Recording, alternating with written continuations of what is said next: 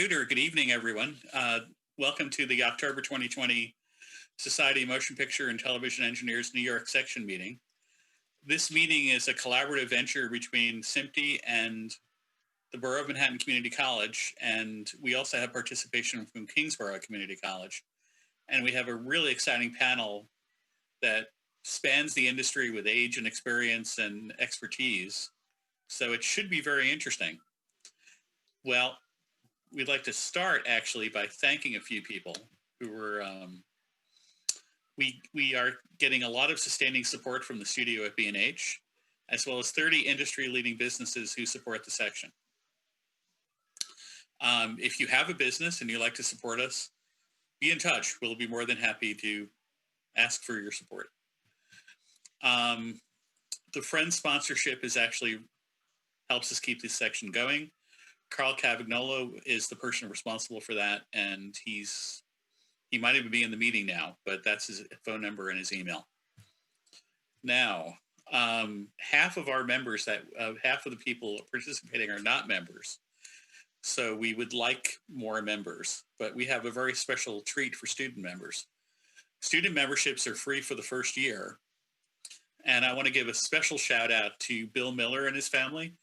Bill's been a long time member for SMPTE, probably longer than some of us have been alive. Bill has been very important in getting the educational activities of the society up and running, and he actually supports scholarships, and he supports our educator award that we give to a faculty member each year. And he also set up a matching fund for student memberships. And Bill has been at the forefront of trying to get SMPTE to be more diverse and younger. So please take advantage of Bill's award if you can, and join as a student member.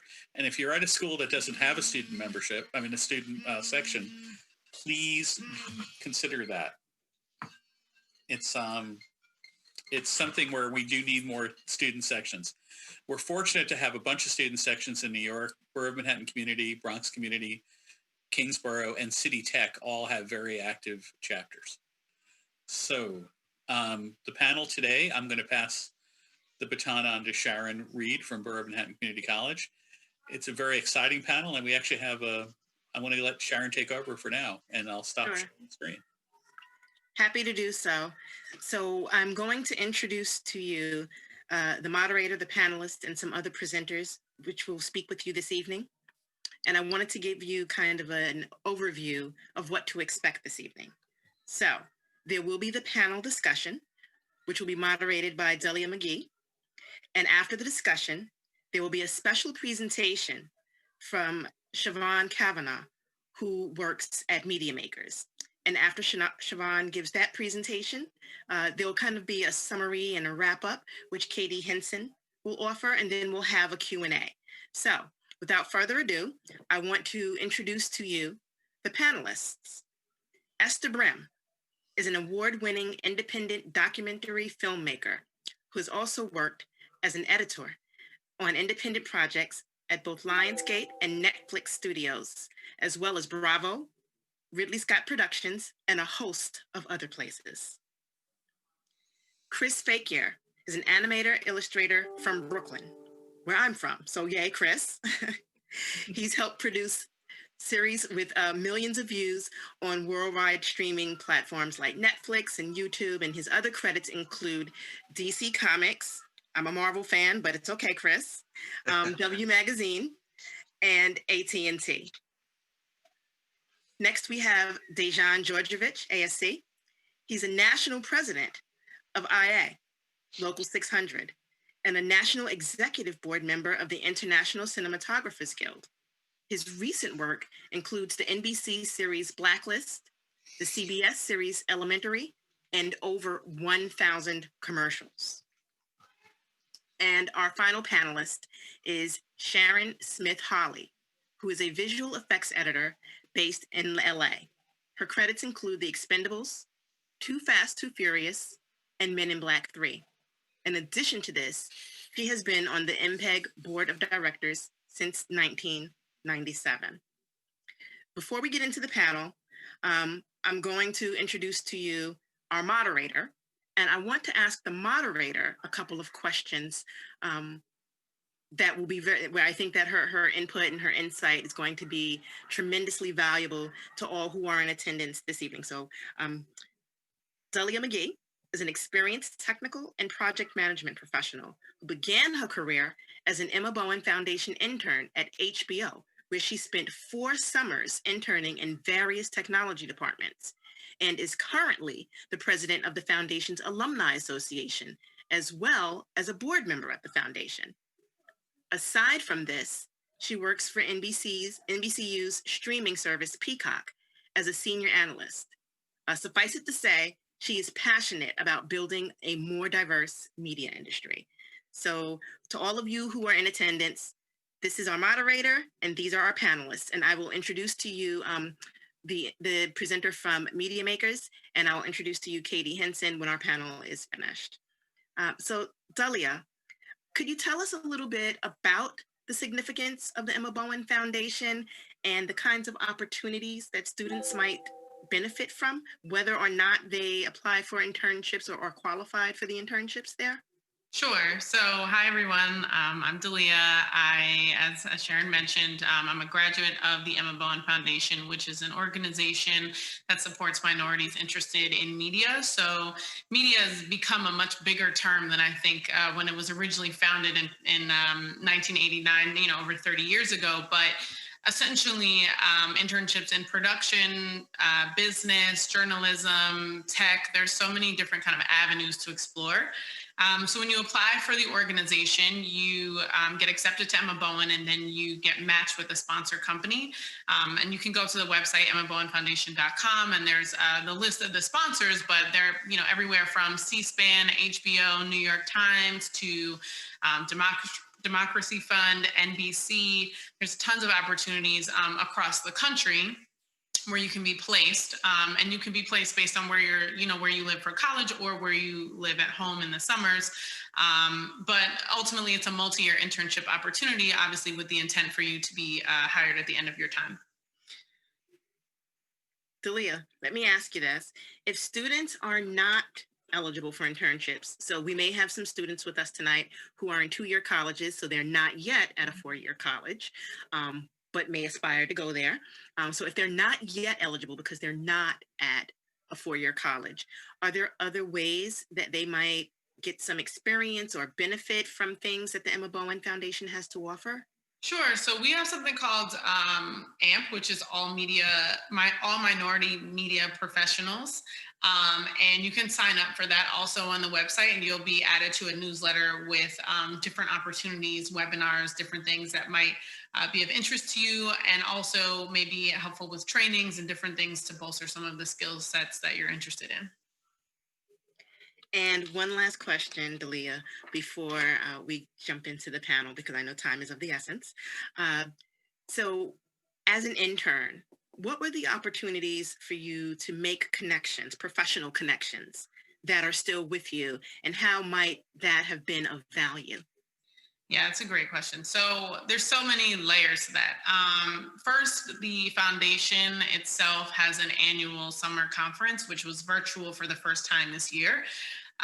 But it's for all current students, and this year alum were invited. And I say that because normally the conference is every year in person in New York, so not everybody can be there, obviously. But virtually is a little bit different and opened it up to more people to attend.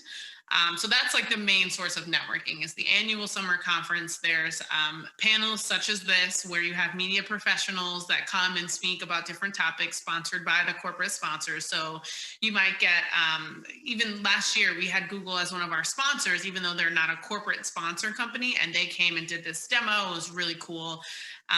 We've had Comcast come and they did an X1 tutorial and demo on tech. And then we've also had journalists. We had Gail King come and speak to the students 2 years ago. So we've had kind of the gambit of different types of media on display. So you network through those 3 to 4 days. And then in between, the alumni has a mentorship program that's run through the organization. So we mentor, we have Slack channels, a bunch of different ways to kind of stay in contact and in touch. And then through your internship program, usually there's, the HR professional is there to support the internship program for all interns at the company. But I think always Emma Bowen interns get a little bit of an edge because you're there for multiple years. So after your first year, you kind of know the lay of the land and you can branch out to meeting more people and learning more about different business areas as you rotate through your multiple years at the internship. Thank you, Dalia. That really was helpful and insightful. I am now going to let you have this wonderful conversation with our panelists so that we can learn more about opportunities and how to get our foot in the door. Sure. Thank you so much, Sharon. So I think you kind of gave a brief intro, but for all of my panelists, I think we should just start with kind of what your path was. So what school you attended, maybe if you majored in something that you're doing now or didn't and learned you didn't want to do that. Just kind of talk a little bit about your sort of starting journey through college and into your career. I'm going to just go in the order that you were introduced. So we'll start with Esther. Great. Hi, everybody. Thank you so much for having me. So my name is Ester Brym, and I went to BMCC long time ago. I think about 1998. I forget the years, forget it. And that's where I first was introduced to Avid and editing in general. So that became my passion. And that's kind of back then, that's when I decided that's what I wanted to do. I was at BMCC for 2 years and I got my associate's degree. And then I moved on to four-year college in Riverdale in New York City in College of Mount St. Vincent, where I basically further concentrated on editing. And back then it was Avid. That was really the thing that I was studying. And it's still till today when I get a job, for me, it's always Avid, even though now we have so many more options. But it was my passion from the beginning. Out of school, after I got my bachelor's, I think the first year still at school, I got an internship at MTV Animation, which I absolutely loved. And that was something I wanted to do always. I wasn't necessarily doing lots of editing, but I was in the post-production department for animation and commercials. And that's kind of where I realized that it's not only editing that I like, but I like post-management altogether, which from there took me to, 20 years later, now I'm in Los Angeles, but I spent the first 10 years in New York City freelancing a lot and not doing just editing, doing everything from pre to production to post, working on lots of independent projects, which then 10 years later brought me to LA, where I started at smaller post-production studios, still doing Avid. And from then on, I moved on to post-management. And most recently, I worked at Lionsgate and Neflix studios. That's amazing. Okay, Chris, why don't we jump to you next? Hey, everyone. Yeah, so I born and raised in New York City, grew up in Brooklyn, went to school at the School of Visual Arts, actually for cartooning. Wanted to do like comic books. Actually, during my school year, I actually did an internship at Marvel Comics. So it was more of an editing gig. Got to learn a bit about the business. But when I came out, cartooning wasn't really doing like comic books. I wasn't really feeling it. So I started doing animation, which is kind of similar. There's a lot more motion to it. My first gig out of college was for an IT company, kind of like how-to videos, teaching people about like MySQL and like really some things that you might, like the layman might find boring. So it was like my job to like spruce it up and get people interested. And so like from there, I just had a lot more jobs doing that. About like maybe 5-6 years of doing a lot of corporate gigs, commercials, and kind of how-to stories. And then after that, after kind of having that body of work, I started getting gigs that were more in line with storytelling and drama, and recently got to work on Netflix's High Score. So we got to do animations for that, which was really amazing. And yeah, so most of the gigs now are storytelling and short story format, some long story formats, and some music videos, which are fun. Yeah. That's cool. We're definitely going to get into some of that. And then Sharon, how about we jump to you? Hi, thanks for inviting me to this. I was born in New York, and my family moved to Florida when we were still in school. And my senior year, I was able to intern on a Robert Altman film with the sound mixer and the boom operator, and went to the University of Florida. When I worked on my first film, I couldn't even drive or anything. My mom had to drive me out to the beach where they were shooting. And after Florida, I interned on 2 films, one with Carl Reiner directed and another one with Ron Howard, and all that in production. So I worked on about 11 films in production and was a boom operator, and I just wanted to handle the film and deal with the film. So I went to dailies and got to know the editors, and one of the shows I was working on, they called me while I was working in Nashville on another film as an apprentice and said, you should come on to our show in Los Angeles because it's turning union when we come back from Texas. So that's how I got in the union. And this is back when they shot on film and we went to dailies and sat as a group and watched dailies and cut on film. And as things progressed to digital, one of the first films I did as a visual effects editor was when we were still on film. And it was pretty new. I got to supervise and produce that project because there wasn't any visual effects producer or supervisor on it, and learned a lot. And then as things went digital, I just started working more as a visual effects editor and have been doing that for about, I think like 18 films. Awesome. So I think one of our panelists is running a little late, so we'll proceed kind of as follows. One, I've seen a few notes in the chat, but please make sure you utilize the Q&A. It'll just be easier for me to like filter through and answer questions a little bit more quickly, or at least ask them to our panelists. For our panelists, we've already had a question about where, which shows and media we could find some of your work. So when you get a chance, can you just drop that into the chat or the Q&A so we can get that response answered. So next, I think kind of what is on the top of everyone's mind, right, is COVID. We're experiencing things very differently, including this event, which I'm sure would have been in person. And so now we're all on Zoom and using Q&A features that didn't exist a few months ago.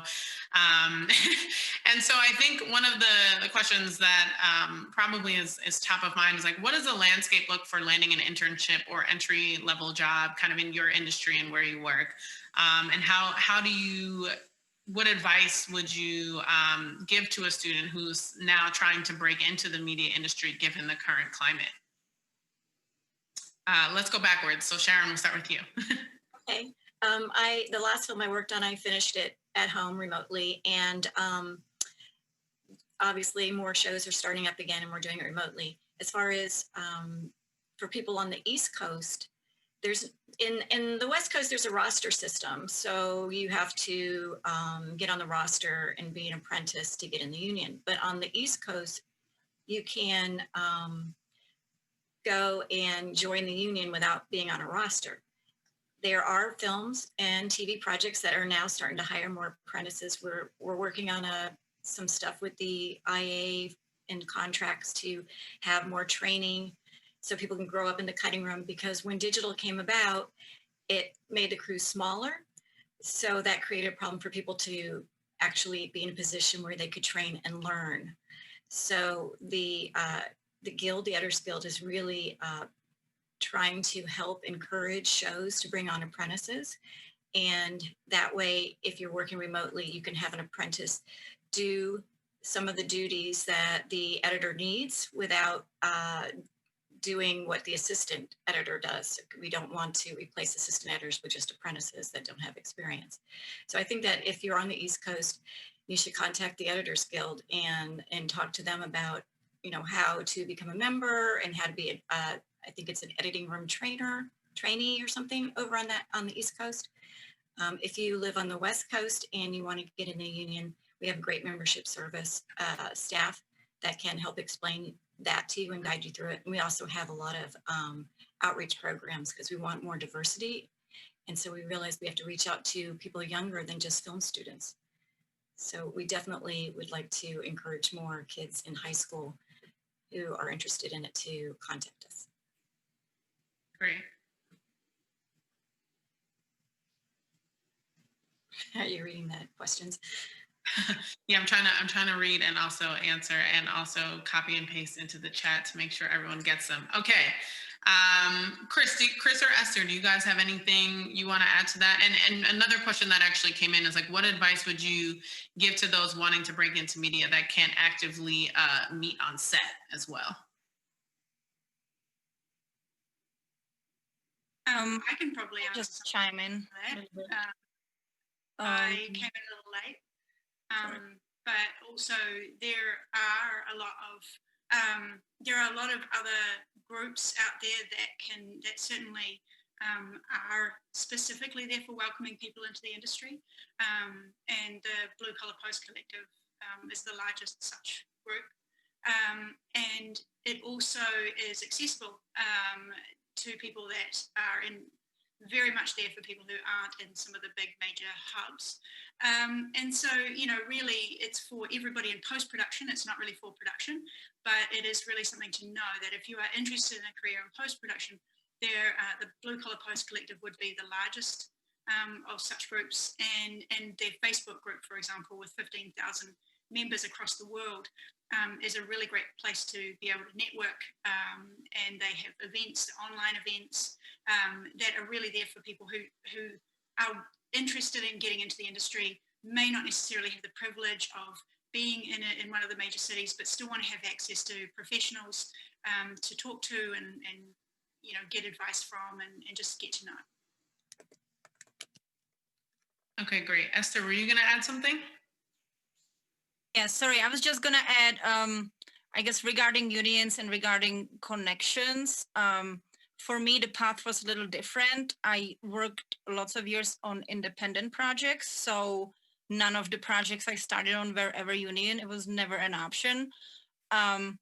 So those kind of jobs are sometimes good because you get to do different things. You don't always just get to do one thing, which for me was really beneficial because as much as I was kind of boxed in the idea I wanted to be an editor, there are different ways that you can get into editing, and it does not necessarily mean you need to start in post-production. So I would just say be open-minded, and any job can be really interesting, even though it seems kind of far away from your dream. You don't know how it kind of direct you to what you wanted to do or introduce you to something else that you actually enjoy better. So, it might be a small project, it might not be union, it might not be a big studio, but it still might lead you to where you kind of want to end up at some point. Yeah, and I would just add to that, like, keep in mind that everything is remote, so you're not alone in that, and a lot of things are being offered online. So you can go online, get certifications, take training courses. So much stuff is free now. Those are ways to help yourself sort of stand out in this sort of time where you're submitting resumes and everybody's graduated and trying to see how you can make your profile more unique. And I would also just say kind of create a portfolio of your work so that there's already a reference point for the things that you've completed and accomplished. Okay, back to the Q&A. Do you have any recommendations to look for documentary grants? This is coming from a student at the New York Film Academy.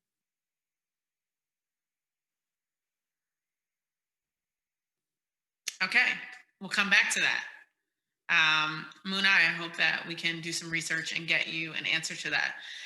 The next question is about networking and just how to go about networking. So maybe Chris, I'll start with you. Not every panelist has to answer every question, but I just think it'll be good to maybe hear from all of us on this one, because I think everyone networks differently. Everyone has different personalities. Our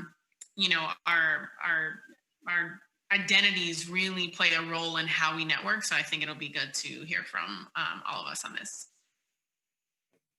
Yeah, so for networking, I would say the first thing to do is just get on social media and have a presence there, and get your work out there as soon as possible and get feedback and get friends and family to just comment and, share your work. I think that's the best way to get it out there. And I mean, once it's out there, the world sees it. So, any potential networking possibility will be there once your work is out there. So don't like stifle yourself, and don't like be precious, as they say, with your work. Like always just try and get it out there, and then someone will reach out.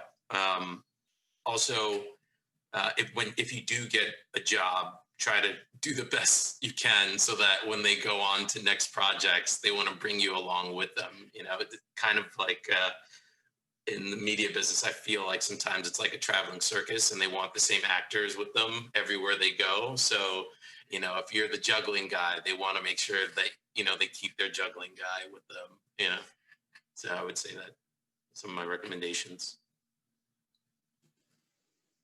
I might just add to that because what Christopher just said about getting out there on social media is a really big part of it, especially in this world. What we're seeing is that, we know that in the industry, people hire people they know or at least are familiar with. A lot of it's about trust. Can you trust somebody to show up every day, to be reliable? And psychologically, we trust people we've at least heard of.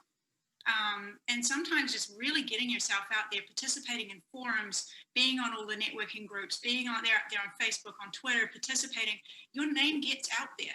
And so then when your name does show up in front of a producer or a hiring manager, they go, that's familiar. That name sounds familiar. And just that familiarity can actually get you a really, really long way in terms of that initial trust of, you're someone I've heard of, so you're not a complete rando. And it can make a huge difference in just getting that first foot in the door. After that, you just got to make sure that you follow through. Again, as Christopher said, follow through, be super reliable, because it's all about trust. That's why people hire people they've heard of or they know, because they just know they need someone who will not let them down. And so sometimes just being not a complete random name that no one's ever heard of can go a really, really long way. Yeah, I'm just going to actually pause real quick. Katie, I don't think that we had you listed as a panelist, because I think you're a correspondent later. So I just wanted to have you just quickly introduce yourself so everyone kind of has an understanding of your lens. Sure. My apologies for coming in late as well. I am the co-founder of the Blue Collar Post Collective, which again, as I mentioned before, is the largest nonprofit for post-production in the world. We actually started in New York and have gone global. It's pretty cool for post, really unique. But I'm also have been in the post industry for 25 years, and I've kind of gone through a ton of different roles over that time, but now I build and run DI post facilities. Okay, great. Thank you. So back to networking, maybe Sharon, if you have anything you want to add? Yeah, sure. When I mentor people, I always tell them that every event you go to, even if it's online, try to reach out to 3 people that you've met there. I mean, I'm pretty shy, but I try to just have people see that I'm at the event. When I started out, I used to send out like 400 Christmas cards to people I had previously worked with. And now, of course, everybody's doing email. But I would say also be patient when you reach out to someone. If they're in the middle of a busy deadline or hectic schedule, be patient and reach out to them again, maybe in a month or something like that. And because you don't want to spend a lot of money networking when you're starting out, definitely reach out to ACE and see what events they're doing, any events that the Editors Guild's doing, Blue Collar Post. I think there's Manhattan Edit. There's lots of groups out there that have events, and just try to go to as many events as you can, and you'll start to see the same names. And then you can reach out to them and, oh, I really liked what you said.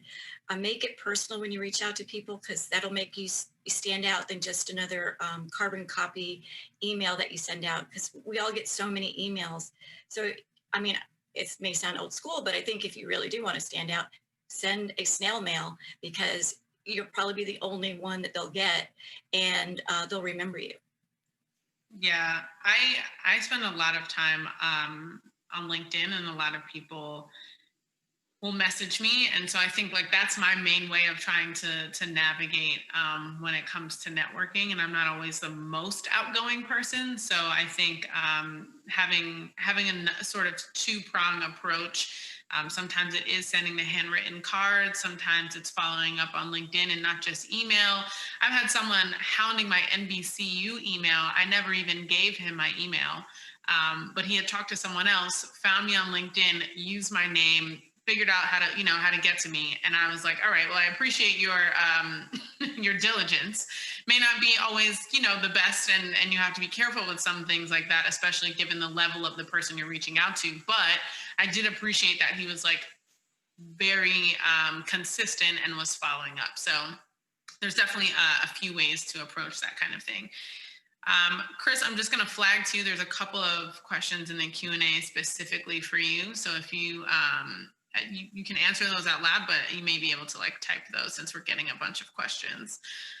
All right, I'm going to go to the next question. How do we go about obtaining internships in media if we have resume gaps? And I'm going to combine that with how soon should we start applying for internships, sophomore, junior, grad school, etc. So Esther, maybe we can start with you. Sure. I know the time have changed so much since I've been applying for internships, but I think it kind of still hasn't changed in the sense that if you have a clear idea where you want to go, don't take a no for an answer.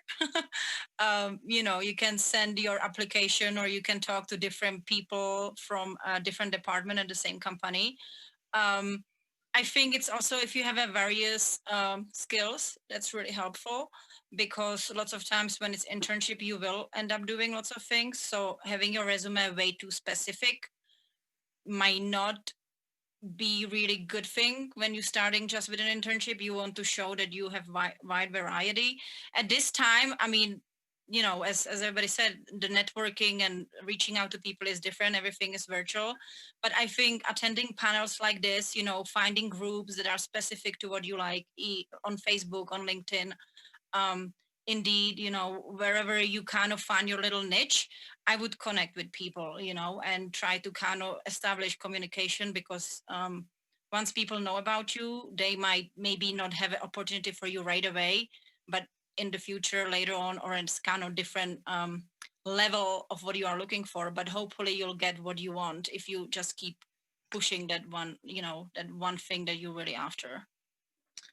Yeah, and I think it's never too early to apply.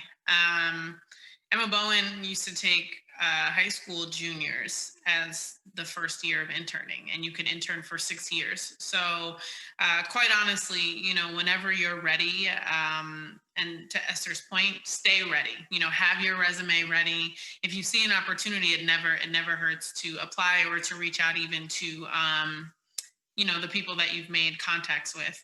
I also just wanted to welcome our final panelist. Hello, Mr. Georgievich, how are you? I just got word this is actually happening. I never got a confirmation about today. So anyway, I'm glad you caught me on a fly here. So let's say I'm going to wing this. So go ahead.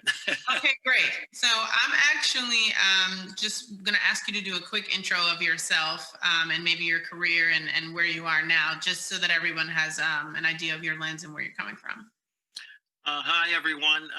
I'm Dejan Georgievich, and I'm currently the National Vice President of the International Cinematographers Guild.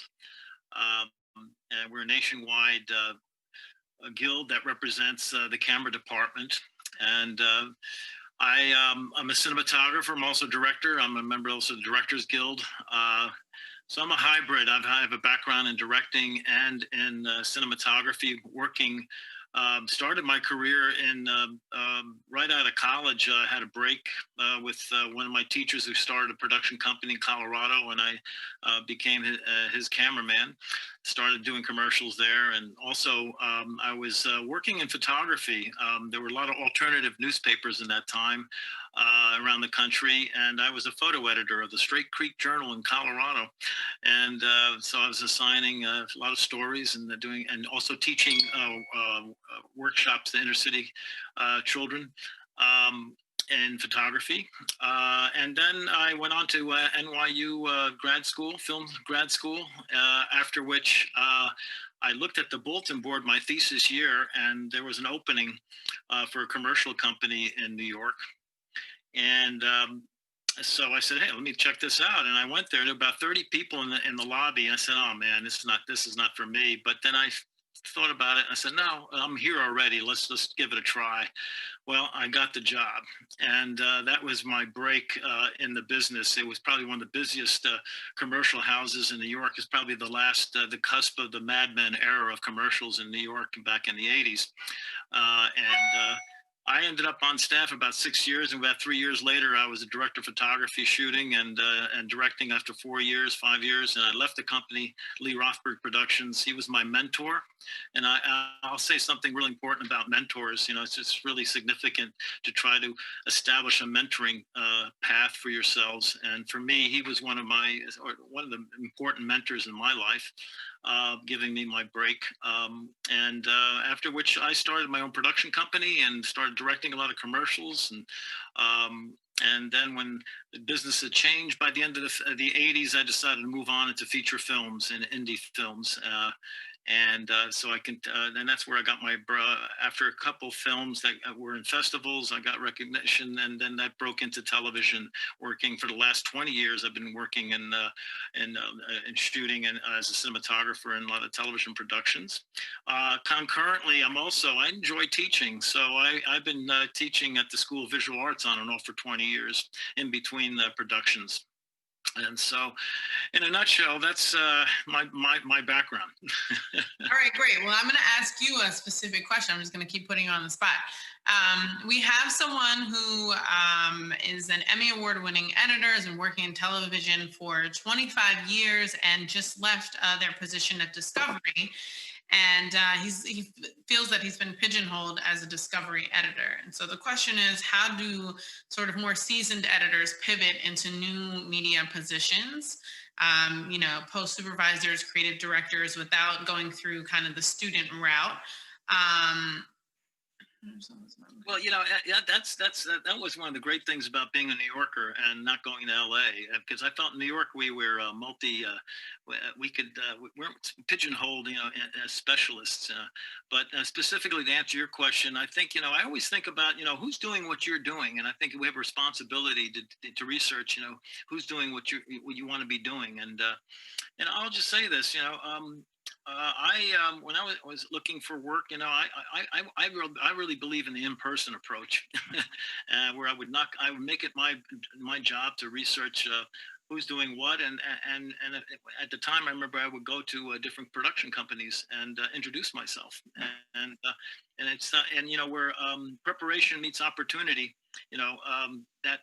Just like how I got hired, many years ago with 30 people in the lobby, I got the job, So I think it has to do a little bit of research, understanding who's in your environment and who's doing what, and reaching out. You never know. And I'll even pull even a bigger one. When I was doing my thesis film years ago, I said, I really wanted this John Cheever short story, but everyone said, he's one of America's, prominent authors. He's not going to write you back. Well, guess what? He wrote me back, and I got permission. I had a non-commercial permission, to do it. My thesis film became the John Cheever short story, a half-hour film that got attention in festivals, and it would definitely help progress my career and allow me to be taken seriously. So it's all these things. Just don't. If there's obstacles, just keep going. And that's it. Just don't let things deter you for making the effort, but I think it really takes a lot of a little research, to find out who's doing what you want to be doing. And I think it's a relationship business, the film business, and it's about, I always say it's the 3 W's. It's about who you know, what you know, and who knows about you, and you have the responsibility to maintain looking at what you know, and who knows about you, and exactly, those 3 W's are really important. Right. All right. So let's circle kind of back to Can I add a little bit more to that? Yeah, go ahead. I would say, like, as right now, if you're being pigeonholed as a discovery editor, you might want to just probably do another cut of whatever you want to do, so that you can show people that you have different skill sets, instead of just being pigeonholed into whatever these directors feel that you are. Like for me, like I didn't become an animator until I did animation. So like you can kind of be what you want to be if you can just do it. So if you want to be the, Star Wars editor, make like a cut of like some Star Wars film, like just put together your own kind of reel that shows off, showcases some more of your work. Chris, I agree with you. That is true. I remember years ago, I had put a spec reel together, and I thought, well, how can I get taken seriously as a director, for these kind of commercials, And then I had some connections with a copywriter. I said, aha, let me get a copywriter in that particular agency who I had met, and let him write the copy, and then he'll be my guy who's going to brand me in the agency, And that's how. And I ended up getting doing a spec piece. And so once we got it done with, it got passed around the agency, and then things started opening up. You're right. Yeah, so let's circle back to maybe some more questions about interviewing and applying for internships. So one question we have is, how should students prepare for an interview for a remote internship? And do I already have to have experience to apply for an internship? So let's start with the first one, prepping for a remote internship. Does anyone, I can take this, but does anyone have any thoughts they want to share?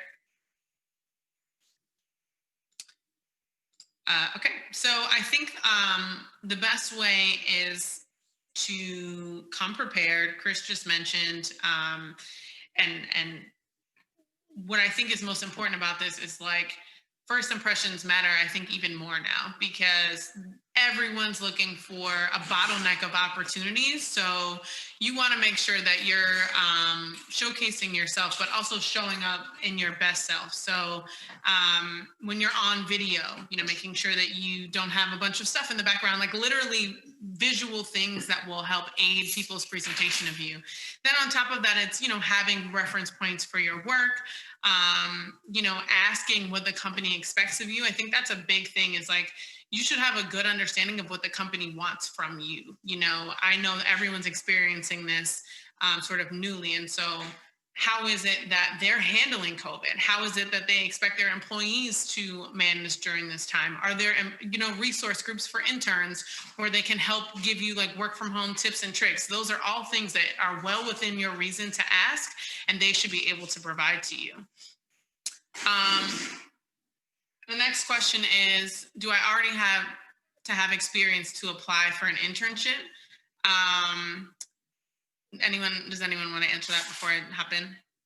Well, I don't think not necessarily. I mean, that's why you're applying for the internship, to get the experience. So it's like, the chicken and the egg here.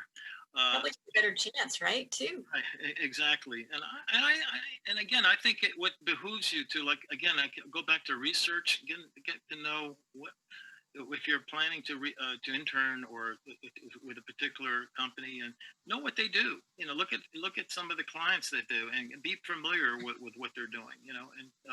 And that's impressive. The fact that you took the time and you relay that in a course of an interview, that you're mindful about and aware of what they're doing, and you'd like to be part of that, and you feel you can contribute. I think you should also watch what you put on your resume. You don't want to apply for a job as an apprentice or an assistant editor, yet have 12 things that you've cut that were small little projects, or that you didn't get paid for, or whatever, because then it makes them wonder if you'll leave the job for another editing job. So the same thing about, if you have too much experience as an intern, then they might think that you're overqualified and want to give it to somebody who's coming up and learning, as opposed to someone who might just be filling time in between jobs. That makes sense. I tell people to have maybe 2 resumes. If you've done some assistant editing work and some editing work, have your resume geared toward the job you're applying for. So it's same with internship. In terms of internships, I would have also said that if you don't have experience in the thing, like post-production editing or whatever, when it comes to an internship, it's all about learning. And so really your soft skills are actually really important. So I often say to people, put the things on your resume that you might not think are relevant, but they actually are for a good intern. What languages do you know? What customer services experience do you have? You know, what other skills do you have? Because as an intern, what you really want is to be able to be as useful as possible. So really throw it all out there, and it shows that you're really willing to learn, you know a lot of stuff, you're smart, you're agile, and you know, you're kind of willing to try whatever they throw at you. I just want to jump in to echo what Katie's saying. So you'll hear a little bit more about our program, but we have been doing a lot of coaching for our students in the program about applying for internships in this virtual space. So yeah, those transferable skills are really important. I have a lot of students who will leave off other experiences and just focus on what they think is relevant to media, whereas lots of things can be relevant to media. The example I always use is, you know, a lot of production people love to hire people in the service industry, like if you're a waiter, because it shows like you can be on your feet all day, you deal with lots of different people, you can think really quickly and problem solve quickly. So definitely keep in mind those transferable skills because they can also help you when you're applying for an internship. So I wanted to echo that. Thanks, Siobhan. All right, next question. I love advertising and the science behind why customers purchase a product or service. I made some small commercials myself already. I'm just a little confused on how to start my advertising career while in my last year in undergrad. So I mean, this kind of speaks to maybe some of the portfolio stuff we talked about, just having a place where recruiters can view your work, whether that's on LinkedIn, your own website, whatever it is. Having that ready to send out is always probably helpful. Okay, next up. Any suggestions when working on your elevator pitch?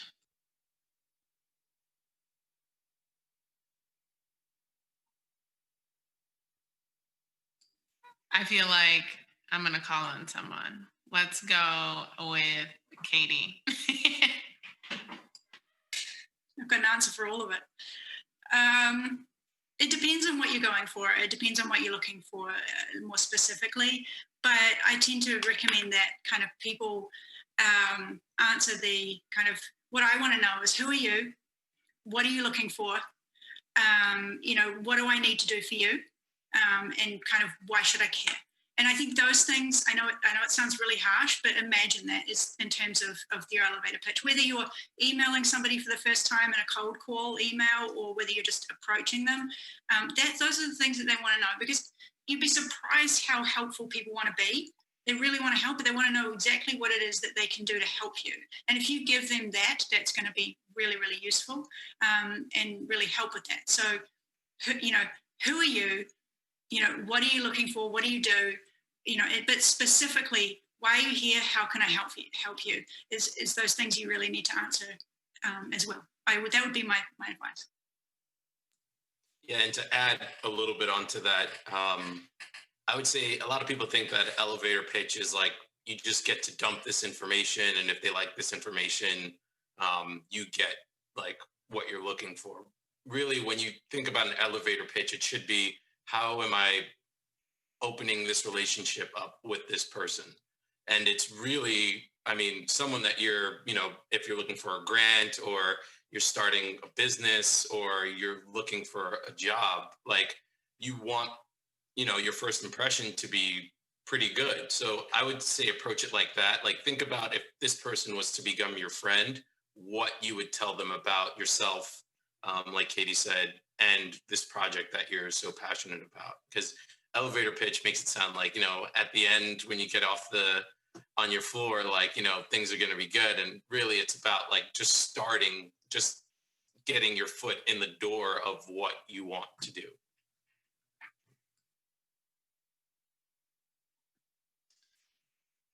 Okay. All right, this question is for Dayan. I'm looking at the film career from a different lens, having joined what became Local 600 in 1992. I know some wonderful people after all these years, but it's also true that at least at the last 5 years I worked on, I encountered a cross-burning threat and race baiting in that same spectrum. A lot of it from fellow Local 600 members. How do you honestly plan to address the levels of hostility that get tolerated by IATSE crew members? Otherwise, aren't we just inviting BIPOC members into a burning house? Wow. Yeah, I didn't expect that to be as heavy when I started reading it. I had only skimmed it. I've never, that's horrible. And I can just say that we have an inclusive committee that is designed now to vet organizations in major cities around the United States that offer training. And once those persons who are of the underrepresented community, I'll put it that way, go through those programs, they will be vetted and we will help them get into Local 600. I have zero tolerance for any of that type of behavior on my set. If I ever encountered it, that person or those persons would be gone immediately. And that is the position of our union as well. We are 100% focused and committed to inclusiveness, diversity, and I think we can do a hell of a lot better job. And I think it's our mission right now. We want our crews, I know as vice president of this union, I want our crews to better reflect what the real world looks like. Yeah, thank you so much for that answer. All right, moving on to something a little different. Is it possible to intern if you graduated 2 years ago? I majored in media communications and I haven't done much work in the media field in the last 2 years, but would like to pivot back. Is the intern route the path to take, or should this person be looking for entry-level positions? I think if you have previous media experience, so I'm sorry, I already clicked that we answered this live, but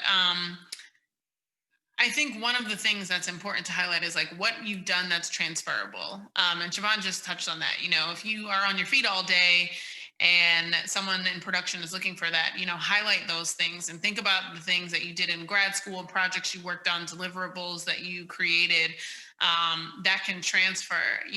I work as a senior analyst, but a lot of what I do is just constant communicating. And so for me, having gone to engineering school, what I learned is get rid of all the fluff and do the technical, like writing and communicating. So when I, send emails, right, they're typically very short because I'm just trying to get to the bottom line. But that's just how I was trained. And that's maybe a transferable skill that I wasn't necessarily clear that I was learning at the time, but that's something that's really helpful for me now. So think about those types of things, even tools that you use. I know like right now, online tools are just critical because we're having to do all of our work remotely and collaborate across, Microsoft Teams, Zoom, this, that, and third. So just make sure that you're familiar with kind of all of the newer technology that's being used more now that we're in remote settings. You're talking about like a 2-year break. That's nothing. A lot of people take time off for all kinds of reasons. Sometimes they just go sideways, to make a sideways move and then move back. 2 or 3 years is not a long time. I mean, people go off and have kids and go away for 5 years. You may have taken a quarter of a step back, but really it's not enormous and it's not insurmountable. I think it's also important to note that there's a little difference between entry-level roles and internships. And if you're asking which one you should look at, there's a big difference between them. Things are getting a little muddied these days, and that's not good. I think that it behooves those of us in leadership roles and those of us applying for those roles to acknowledge that there's internships and there's entry-level roles, and so many entry-level roles have gone away in favor of internships simply so that people don't have to pay people to do that job. To be perfectly honest, that's pretty much what's happening. You know, for example, reception is not an internship, it's a job. You know, there are entry-level jobs out there, and some of them are really, really attainable with very little skills, because the expectation is that that person will be trained. And if you've gone to college for media, then you are at that same point where you can be trained for an entry-level job. You know, I mean, Sharon, I'm sure, can talk about a lot of the entry-level jobs in editorial. I know we're in the area that I'm in, dailies is a great entry-level job, dailies operator. You know, those are kind of jobs that you get trained on the job no matter where you come from. So that's always going to be a great entry-level opportunity. Internships are really something that allow you, if you don't know where you want to go, you kind of only know the general direction you want to point your compass. An internship is great, because what that does is it gets you in a place where you can kind of know exactly sort of where you want to go, but you can see all the different roles that are around that you might not have ever heard of and knew existed. So that's what an internship can do. It gives you a really broad taste of what all the different kind of roles might be, see where you fit, see what you enjoy, see what you're good at. Whereas an entry-level job is where you really know what you want to do and you want to start on that first rung of the ladder. And those entry-level jobs do exist. I think it's just something that we all have to kind of recalibrate our expectations on how we want to actually treat people. Thank you so much for that, Katie. So we have about 10 minutes left. I'm going to answer the last couple of questions in the Q&A and then ask one or two final questions for the panelists. So for Esther, as a female director in the film industry, what were the difficult parts and any potential advantages? I think, I mean, as much as people like to say there is lots of disadvantages, I always try to look at it as a positive. And let's say when I was working on my own projects, you know, producing documentaries, I would look at festivals that were looking for female filmmakers. I would seek out the opportunities that catered to women, rather than try to fight in a field or in a group where it was male dominated. I would just kind of highlight the things that were there waiting for me, rather than, you know, being sad or seeing it as a disadvantage. I mean, it is, I think, depending what you're going to do, there is definitely disadvantages. If you're going to be in production, physically, you might just not be able to, you know, hold that much of an equipment. When I started working as a freelancer, I worked as an assistant camera. That was really hard physically. But I don't think I ever not got a job because I was a female. I would say it was actually the other way around. So I don't see myself in disadvantage really. But that's my experience. Okay, and I mean that question was directly for you. I know everyone has, you know, unique experiences, but thank you for answering truthfully. So Chris, for you, so when creating your own animation and traditional work, are there schools around New York that you would recommend? Yeah, I mean, I would definitely recommend School of Visual Arts, SVA. They have a really good animation program. Actually, that's really the only one that I know, but they've had so many alumni that have gone on to win awards. Rebecca Sugar, Ian Jones-Corte, I think. Like, they both have series that are, you know, on Cartoon Network that are doing really well. So East Coast wise, I think SVA is really good. Thank you. Sharon, this question is for you. How do you manage to direct a team? Oh, in editorial. So I like everyone to know what's going on. And when I was a first assistant, I always made sure that even the PA, the apprentice, everyone knew what our schedules were. I think it's really important that you have specific people designated to do certain things or reach out to certain departments. I think it makes it easier for those other departments like the sound department, the visual effects department to know who to go to, but that we should all share the information. Right now, as a visual effects editor, it's usually just me on a show, regardless of, you know, how many shots it is. But there's definitely a collaboration with the editorial, the sound department, visual effects, music department. It's just I say everyone be very open about information and share information. I think is really key, so that if you're not there, things keep running smoothly. Thank you for that. So this question is for basically all panelists. If you can just keep it to maybe a minute or so. But I think there's the last two questions are kind of combined, and it's really like, what about people that you've interviewed, whether they're recent graduates or entry-level positions, what are like the specific skills, programs, certificates, or anything else that kind of left a positive impression, or things that kind of stood out for you, even if indirectly related to media? Kind of what are the do's and maybe what are the don'ts? And you can answer either one. You know, if you saw some things that are glaringly terrible and you would rather talk about the don'ts, that's fine too.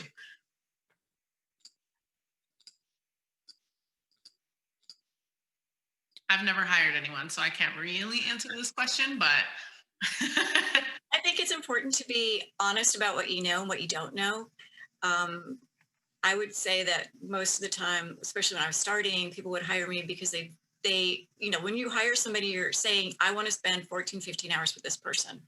And if there's minor things that they don't know, you can teach them how to do that much easier than you can teach somebody how to be kind and fun and responsible and you know, just a good person to be around all the time.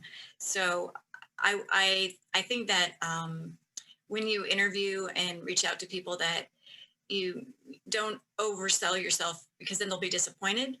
Now, I'm not saying that you shouldn't highlight things that you're working on. You should definitely do that. And also, when you make your resume, be sure to put as many names of people that you've worked with on it. Because if you look at the resume and you see somebody that you know, you'll reach out to them about that person. So as many people, the editor, the director, the producer, your, you know, visual post supervisor, visual effects, whoever you can think of, put on your resume. Because if you get a stack of resumes and you have some that you can actually, you know someone that you trust that you can reach out to, you'll have a better chance of having your resume go to the top, I think.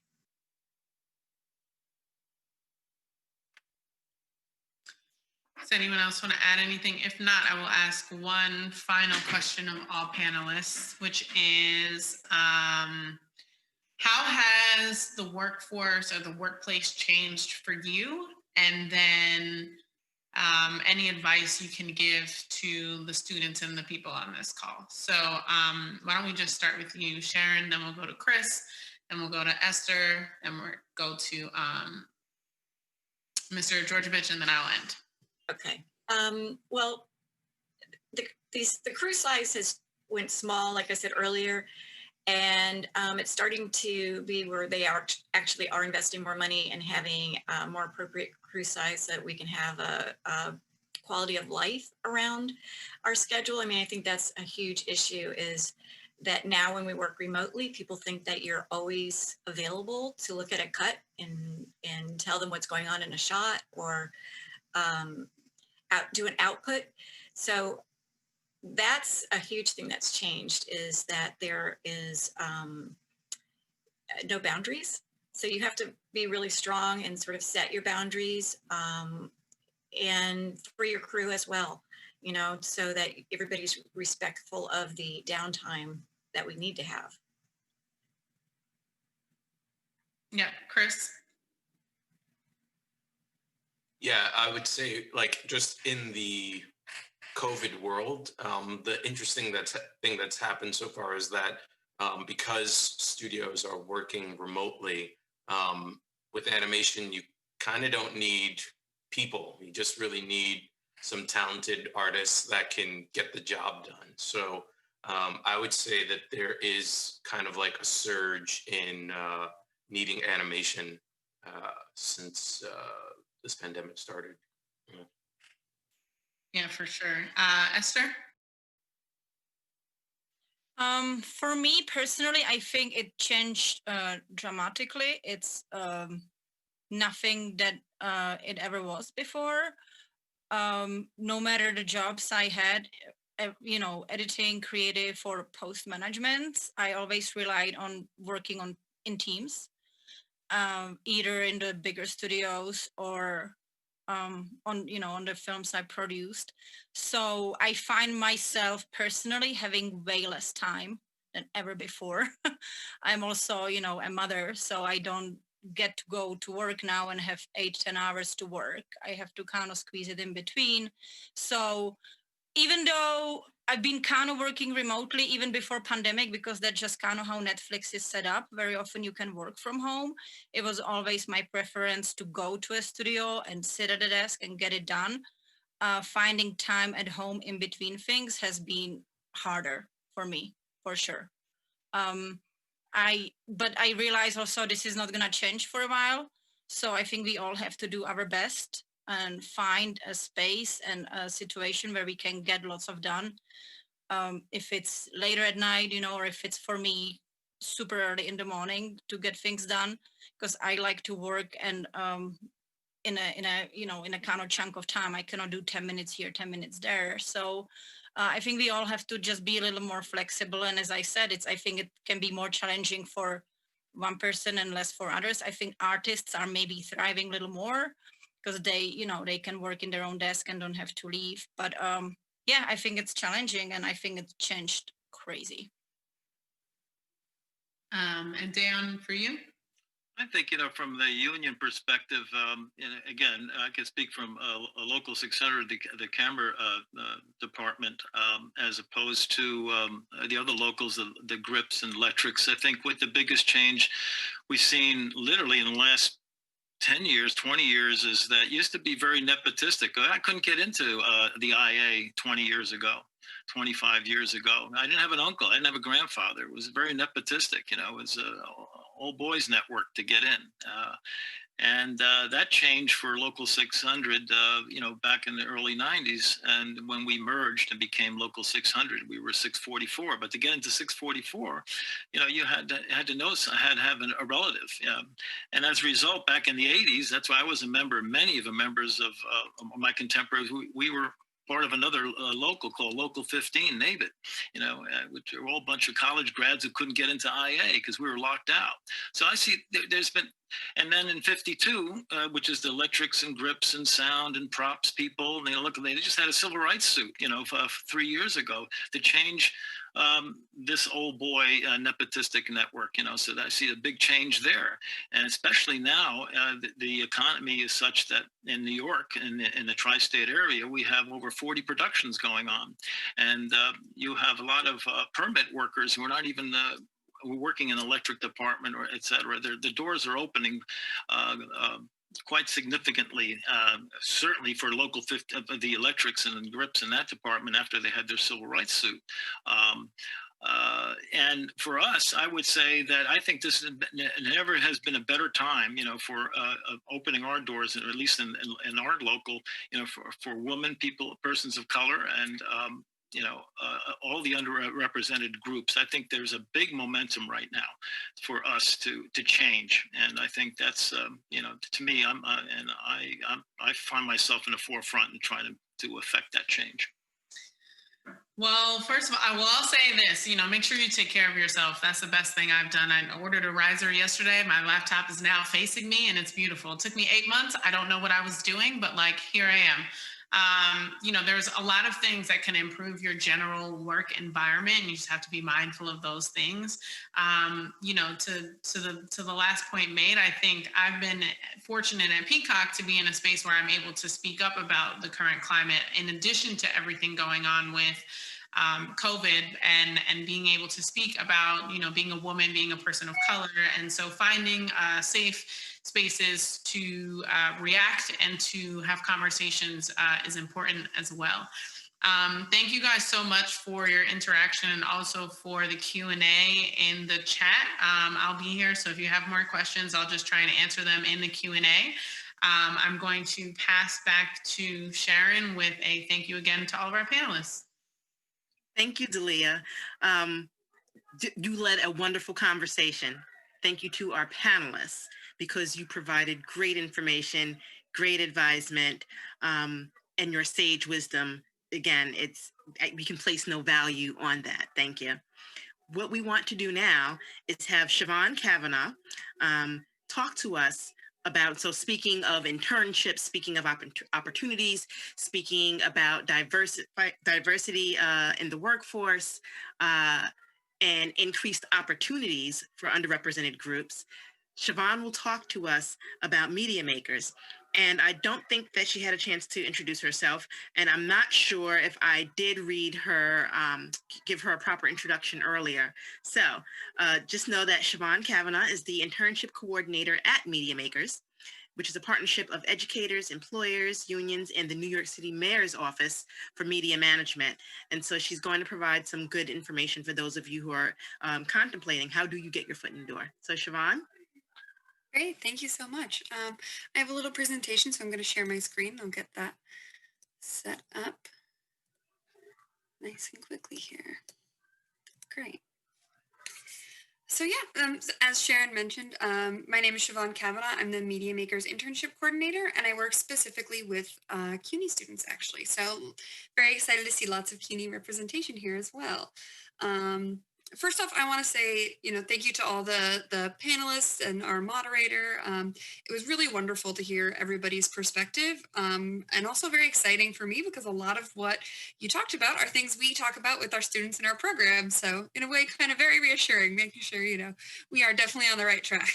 So the MediaMKRS program, it is a partnership between quite a few different organizations. So it was started by RealWorks, which is a 20-year-old nonprofit that teaches filmmaking for teens. So they started the program really finding that, they were getting students who were excited about jumping into the industry and not sure how to take that next step. So they started the MediaMKRS program and then expanded it through the help of the Mayor's Office of Media and Entertainment, expanded it into CUNY. And so now we are working with both RealWorks students and alumni and CUNY students to train and credential New Yorkers to be the next generation of storytellers. So the goal of the MediaMKRS program is to help to diversify the media and entertainment industry and to help to connect employers, some of our company partners and some of the unions we work with to connect them to these diverse talent pools. I always like to say that the MediaMKRS program, I always view it as a bridge. It's two groups that want to be working together, but have had trouble getting connected. So that's really our goal, is to help to connect students who are interested in, students and young professionals, I should say, who are interested in working in the media industry, and media companies who are looking for, crews and employees that are, that matches the diversity of New York City itself. So the goal is to train and credential the participants in our program and to connect them to job or internship opportunities. So we do work with a lot of different media companies. These are just some of the names that we work with on our advisory council, and we're always looking to expand that as well. Our advisory council is really important because we do want to get industry feedback and make sure everything we're doing is really relevant and practical for moving students forward in their careers.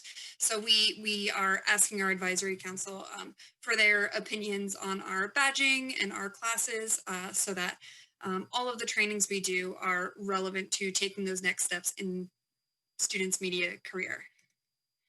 So again, our program is about matching the diversity of New York City. So 90% of our students are students of color, and 75% of our students have no personal connection to the media industry.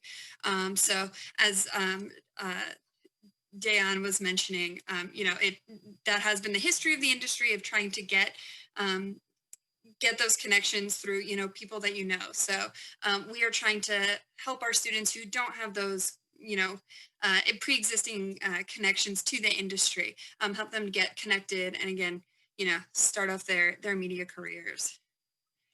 So our MediaMKRS program has, I like to say it's an umbrella with two major programs underneath it. So one is our job training program. Our job training programs are all focused on really industry specific and career specific fields.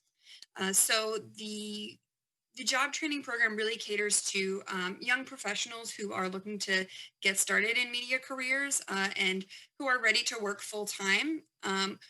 For most of these, we do ask that students have had some media experience with the goal that they are familiar with the position and know that it's something they want to pursue.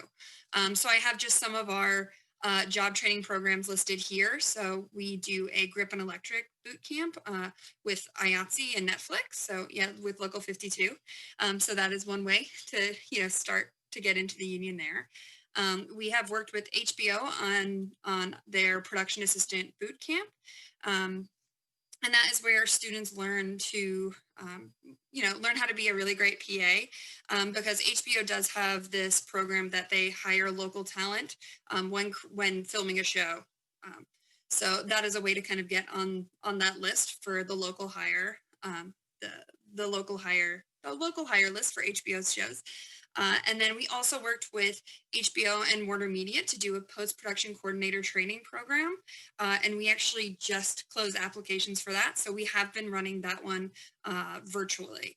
So all of these job training programs have really come to us from the companies looking to hire in these positions and having trouble connecting to qualified candidates. So we create these job trainings to, again, kind of help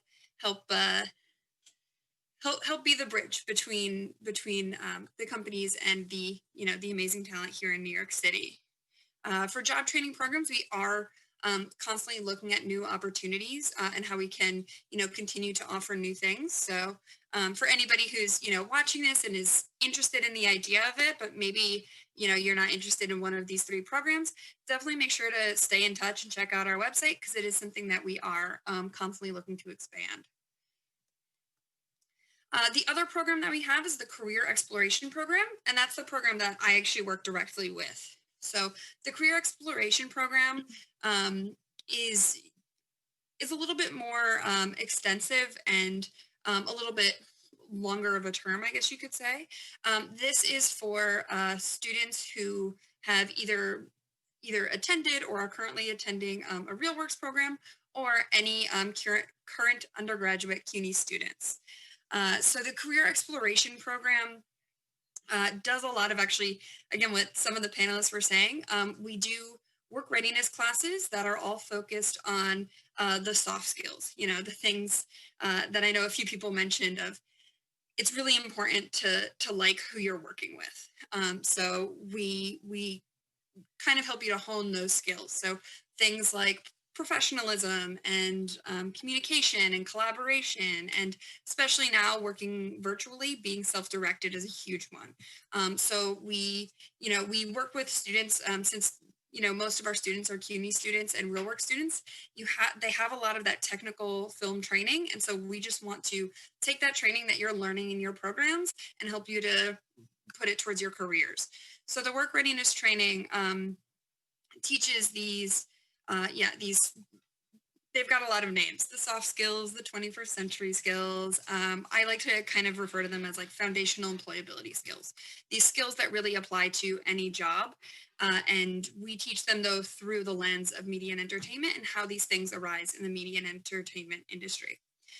After completing the work readiness training, students are then eligible for paid media internships. And the media internships are either paid through the company or we are able to compensate interns as well. So I know that somebody in the Q&A had been asking about, the working for free, and that it definitely is something that has become pretty popular in the industry and something that we are trying to help combat. Because as somebody I know in the chat mentioned, you want to get this media experience, but, especially for those of us who live in New York City, like it's an expensive city and it's hard to take work for free. So it's important to us that all of our students working with our program are compensated for their time and for their work. Something else that we've been working on are industry upskilling courses. I can talk a little bit more about those. I'm going to talk about some of the things we've done in our virtual world that we've worked with. We also offer professional development workshops. So to kind of distinguish these two, so we do, industry specific upskilling courses versus we also do professional development. We are planning to work with employers a bit more to help employers work better with our students as well. And we also offer professional development for our students, things like resume or networking events. And through going through the work readiness training and the paid media internships, our students earn industry-backed credentials. So those are things that you participants in our program can share on social media sites, on websites, on resumes. And it's those things that, again, are really hard to quantify. It's a lot easier, I say, to give evidence that, I've worked with Avid, I've used this type of software, or I'm familiar with this camera package. It's easier to give evidence of that. It's really hard to give evidence of, I work really well on my own. I collaborate really well in a team. So that's something that our badges kind of help to lend participants in our program, and also helps to distinguish them as having these skills.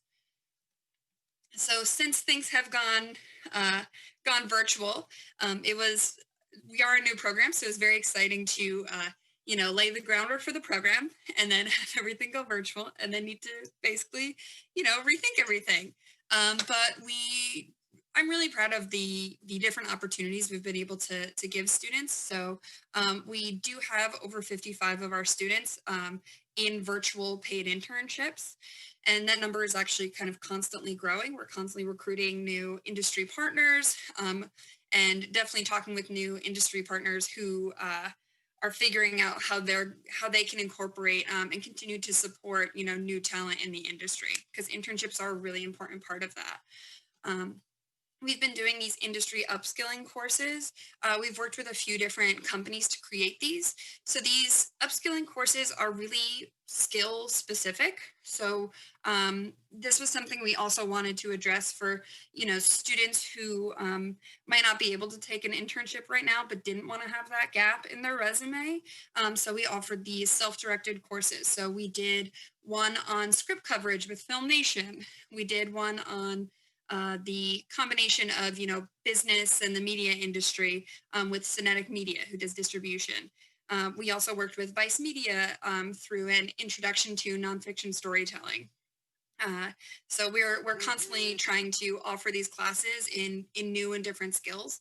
And part of the goal is to, have that as a unique skill for a student on their resume, but also to understand about different jobs. We're also going to be trying to work with Neflix about a little bit about licensing as well, which is a big part of the industry that a lot of people, don't know a lot about, and can actually be a really great fit, for certain personalities too. So that's part of the program as well, is learning about the vast amount of different media careers available.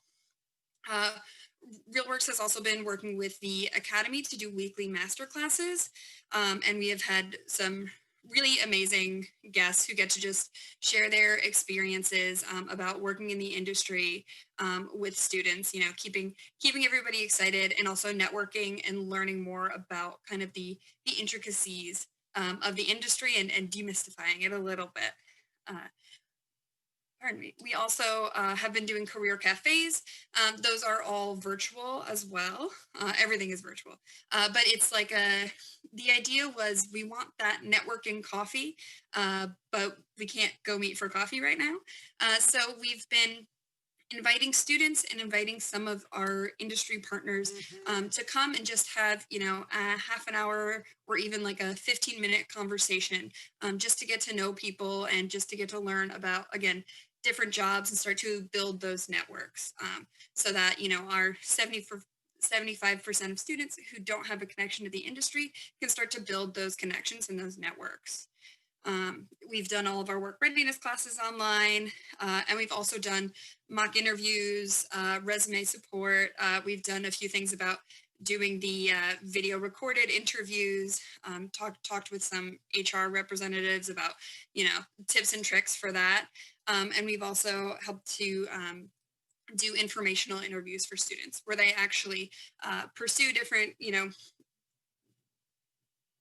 they reach out to people in the industry who have jobs that they're interested in, and again, have a conversation to learn more about their path and help to brainstorm kind of next steps and what they should be doing.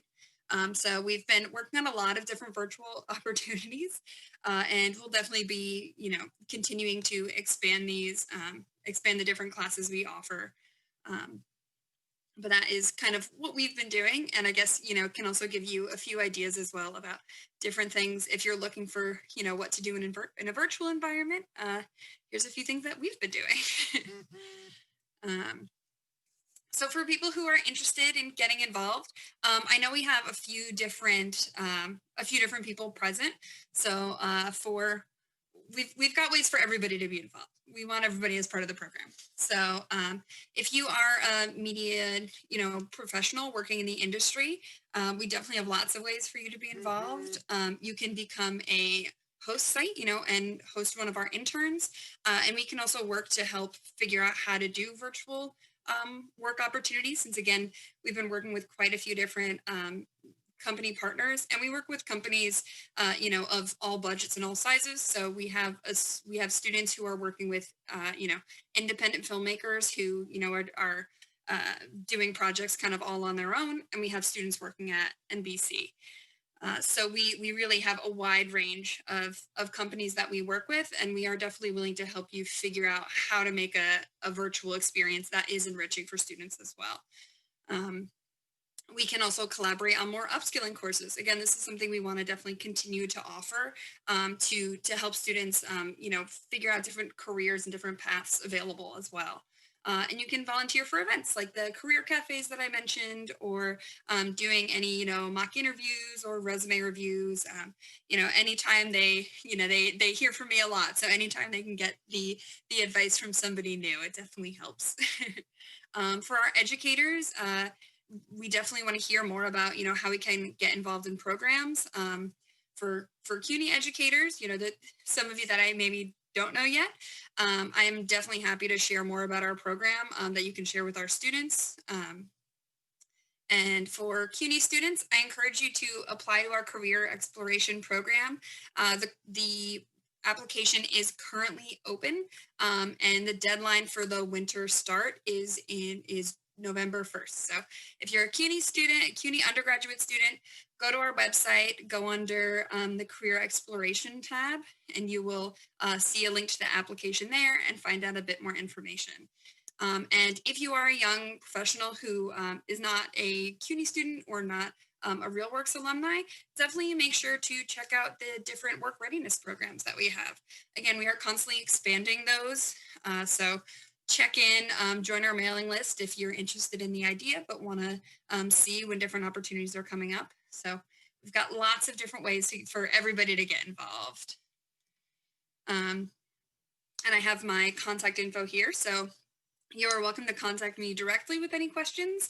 If you have just kind of general questions about the program, you can email our address at info@mediamakers.org.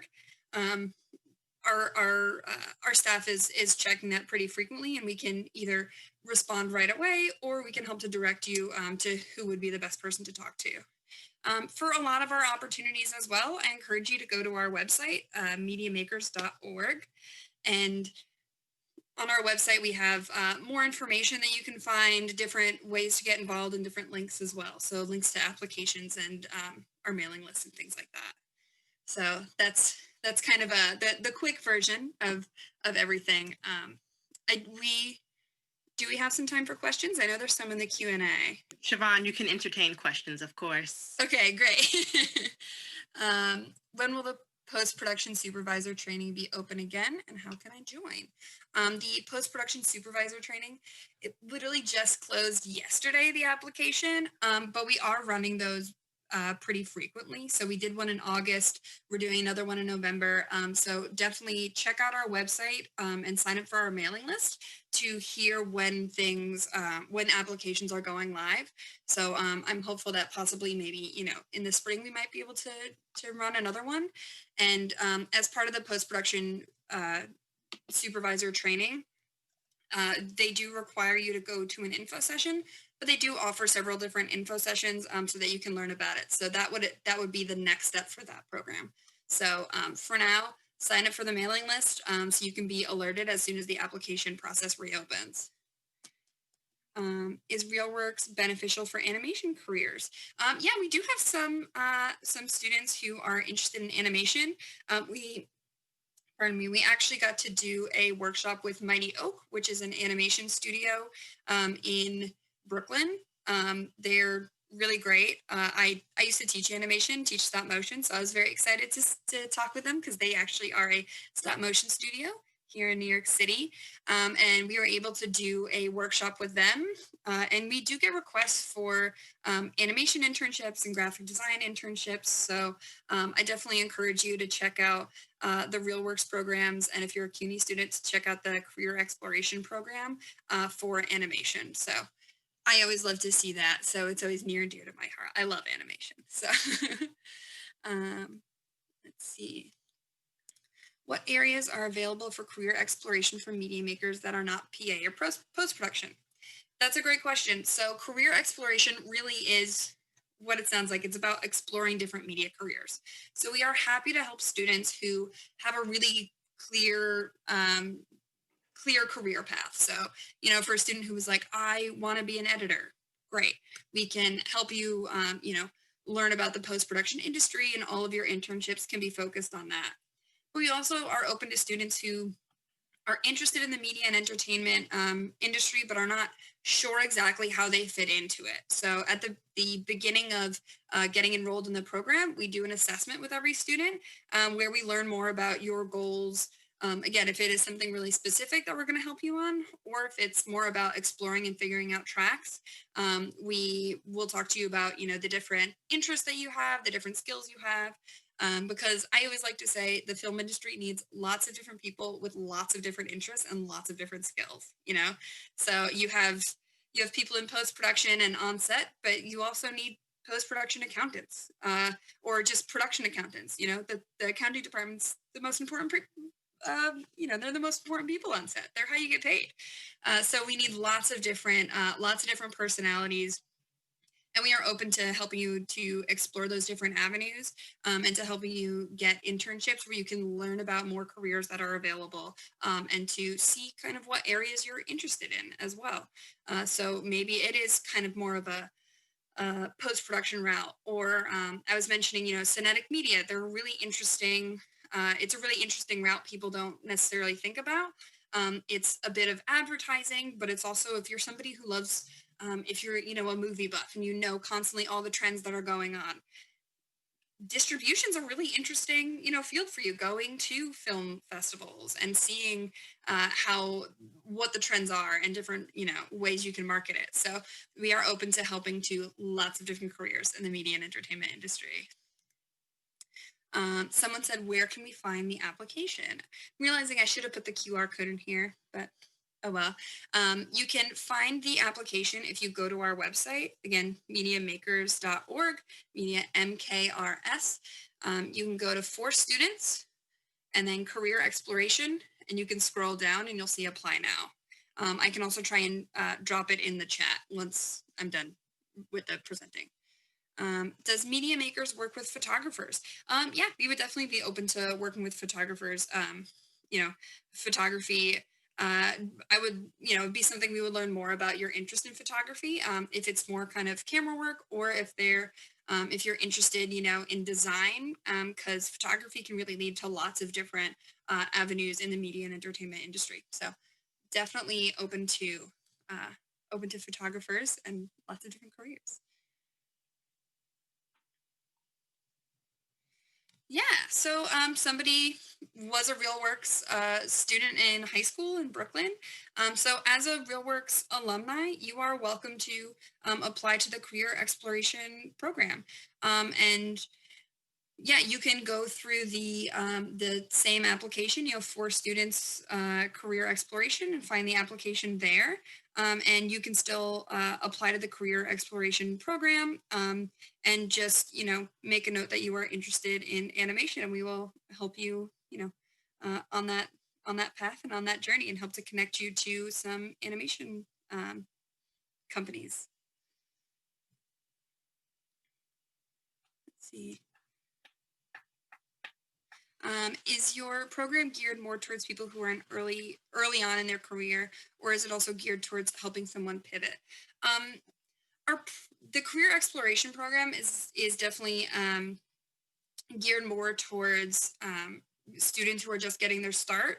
The job training programs, however, would be the area to check out and see if that would be a good fit for you if you're looking to pivot to one of those areas. So that would be kind of the route I would recommend if you have job experience and you're more so looking to pivot into a different career. So check out the job trainings. What is Cinetic Media? I can put their name in. So it's CINETIC. Definitely look them up. They are a distribution company, and they distribute really incredible films. So I'll give them a little plug.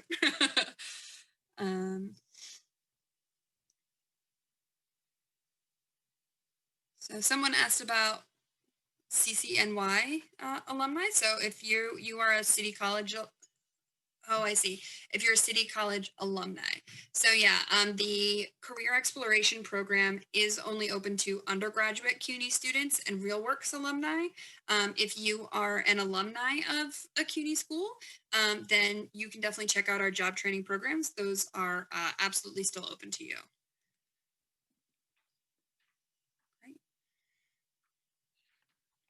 So thank you, Siobhan, from Dalia discussing the Emma Bowen Foundation to you, Siobhan, talking about media makers and RealWorks. Clearly, there is opportunity. Clearly, there is a vested interest in, again, diversifying the talent that is used, the talent that is out there, the talent that is making a contribution. And what I like personally is that both Emma Bowen Foundation and Media Makers in RealWorks offers paid opportunities. So when we discuss equity, pay is really important. So thank you and kudos to both of your organizations for that. Katie Henson, if you wouldn't mind, if you can just kind of offer us kind of like a summarization and a wrap up. And I know that you introduced yourself when you joined us, when you logged in, but I want to formally introduce you to the audience. So everyone, Katie Henson is an international award-winning finishing artist with credits on over 90 major productions. She's worked as an engineer, editor, VFX artist, stereoscopic 3D artist, colorist, producer, and executive. Additionally, she founded Blue Collar Post Collective. So how she manages to do all that is amazing. So thank you, Katie, for joining us. And if you wouldn't mind just sharing with us a summarization of all that we've heard and kind of wrapping us up here. Thank you. Yeah, I think the main thing it seems like is everyone wants to know how to get their foot in the first door, whether that's at entry level, whether it's an internship level, or whether that's a new door from the room that you're currently in. And we've definitely heard a lot of different ways that you can do that, from the programs that have been talked about, some of which are open to some people, some of which are open to others. The union programs are open to union members generally, or people who are very, very focused on their career. And then you've got programs like what Media Makers are doing, which offers opportunities for you to explore where you want to go. I think, there are definitely a lot of opportunities, many of which are free and accessible, and that's really, really important because, you really need to show up as much as you can, and that's really something that Christopher, really pointed out, which really resonated, which is really get out there.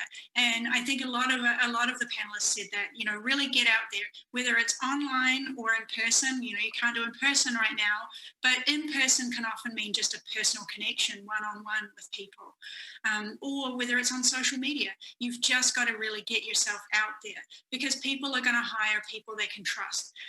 It's not always about what you know in terms of the technical skills, because they can be taught, and they will generally be taught on the job, especially when we're hiring entry level. I do it. Many of us here do hire these positions. We want to train you We actually want to be able to train you in the way that we do things and the way we want them done. So what's really the most important thing is, are you trainable? And are you someone that we want to spend time with? So a lot of us are looking for somebody who has a really broad range of skills and talent, but also a really good energy. And more than anything else, we want someone that we can trust to show up. And part of trusting that you'll show up is about your communication. And your communication is super, super important. And if that's something that you maybe feel a little bit like you're not the most confident with, that would be a really great place to seek out advice and guidance. Communication is everything. And when we talk about even work-life balance, there's something that's come up a little bit here as well.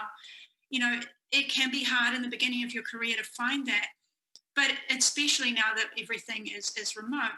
But communication is a really good way to kind of mitigate that. As long as you have, if you want to have boundaries, that's great, and you should.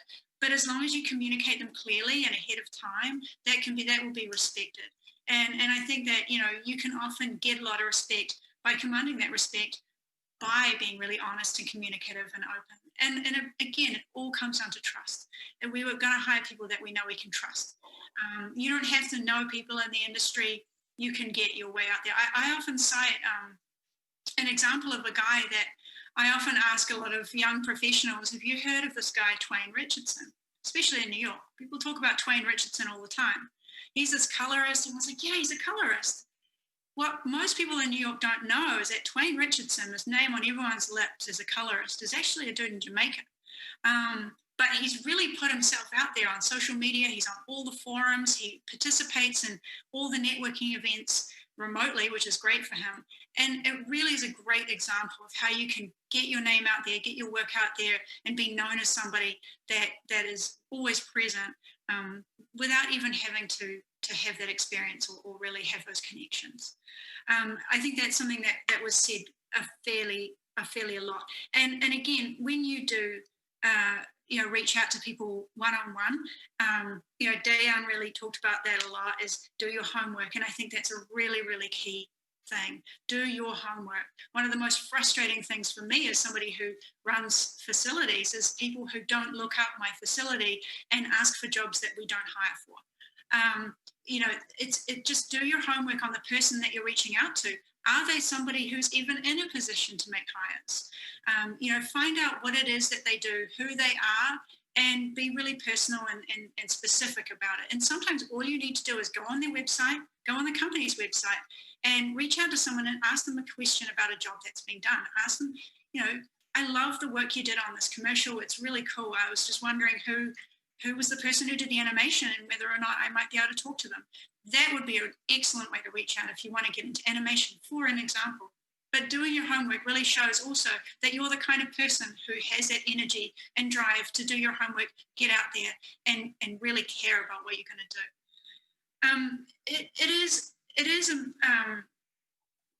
It is surprising, I think, for a lot of young people how helpful professionals are. I think a lot of emerging talent really think that if you reach out to us, we're not going to respond. And it's actually most often the opposite. Excuse me, as long as you're respectful and you've done your homework, people really do want to help. We do want to see more young people coming up, behind us. And we also are so passionate about what we do. We love any opportunity to talk about it. And that's the thing that a lot of people underestimate, especially those of us who are behind the scenes. We don't get the spotlight.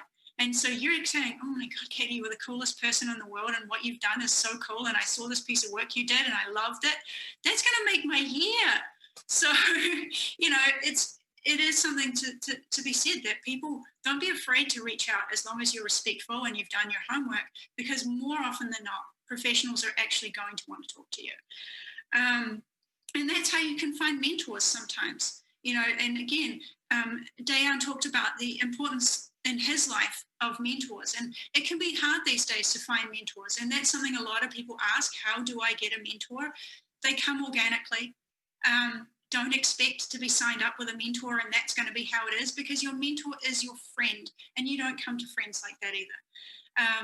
But as long as you put yourself out there and you get yourself involved in things, you will meet people. and you will find somebody. You will find somebody who wants to, who really connects with you, who sees something in you. And I can guarantee you that every one of the panelists here today is here because of one or more mentors that they've had over their career. And so it's not as simple as signing up for a program. You have to do the work to find a mentor, but you will find a mentor. And not just one, but you'll find many. And some may be someone who'll talk to you for a few weeks. It may be someone who'll talk to you once, and it may be somebody who'll work with you for the rest of your life. But be really open about that. Because, again, you'll be surprised at how much people do want to help. So, I think a lot of things have changed both over our careers and over the last year in the industry. And that's something else that we talked about. And that kind of lays into both how things are now for entering the industry, and then when we talk about diversity in that same sentence, things have changed as well this year in particular. Remote is one of the things that's changed everything for all of us. And that is very much something to be aware of. But there's a strength in that for some people entering the industry, and there's a downside to that. The downside is that, you're not going to have as many opportunities, for example, to have entry level and internships. The reality is that a lot of the time, bigger companies are looking for in-person internships because the kind of work that interns do, are hands-on, and the kind of learning that they do really comes from being around and exploring different kind of roles that they didn't know they wanted to do. But entry level is definitely something that still is around. And if you can make yourself useful, that can be really invaluable. So definitely having a wide range of skills that you can apply, and even showing somebody how you might be able to be useful to them can really make a difference in terms of what you're doing remotely. And again, show up. Show that you can be remote, that you can be present remotely, and people are more likely to trust that, yep, you're actually kind of interesting and useful, and I can find something for you to be doing. But in terms of the diversity side of things, how things have changed this year, we've seen a lot of movements since, of course, we had the Me Too movement looking at gender diversity some years ago, and this year in particular, the Black Lives Matter movement has really shone a light on our industry.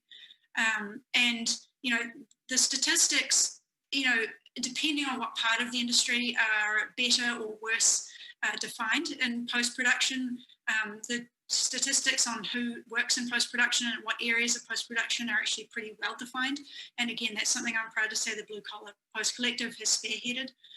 And what is really being seen is that even though up until this year, people were trying to do better in a way because they wanted to be seen to be doing better in terms of diversity within their workplaces, what was often happening is that people were using a lot of subconscious bias, unfortunately, and hiring people of colour in particular, and women of colour, in roles like receptionist and client services, in roles that are assistant roles.